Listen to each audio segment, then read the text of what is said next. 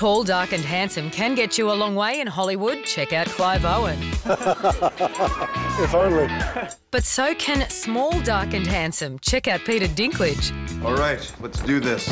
And Hollywood seems to be saying little people, dwarfs, midgets, the vertically challenged are so hot right now. It kicked off in 1999 with Vern Troyer's memorable role as Mini-Me in The Spy Who Shagged Me. Look at that punum. Vern kept getting roles in films such as Bubble Boy, which launched Jake Gyllenhaal. Why are you so mini? Minnie, I'm not Minnie.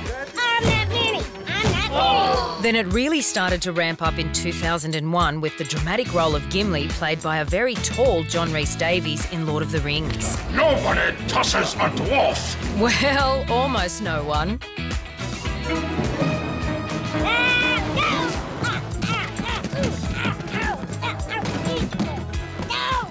But it was in the 2003 comedy classic Elf that the darker side of little people was explored. Call me Elf one more time. Call me Elf. You're an elf. And in 2012, the remake of a classic fairy tale might be called Snow White and the Huntsman, but it's the little dudes who are still vital to the story. Oh no, dwarves.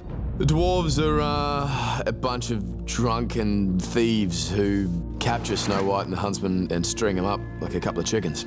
She's pretty.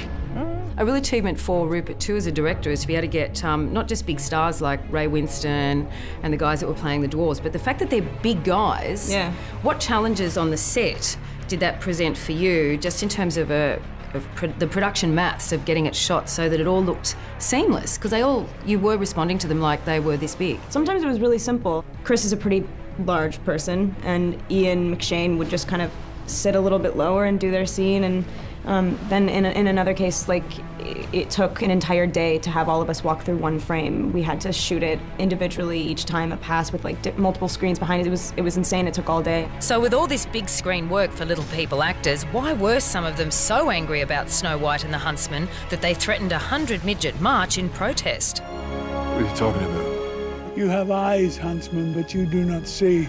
They say the little people roles should not go to the taller actors, that this is an injustice to little actors everywhere and prejudicial. They even went so far as to say putting tall actors in short roles was the same as casting a white actor in an African-American role and digitally painting them black, like maybe Kirk Lazarus in Tropic Thunder. Critically acclaimed Australian actor Kirk Lazarus underwent a controversial procedure in order to play the platoon's African-American sergeant. I know who I am. I'm a dude playing a dude disguised as another dude. And what about skinny actors playing chubby? I mean, where would Eddie Murphy's career be without fat-suiting it up for Norbert? Are you wearing bottoms? Of course I'm wearing bottoms.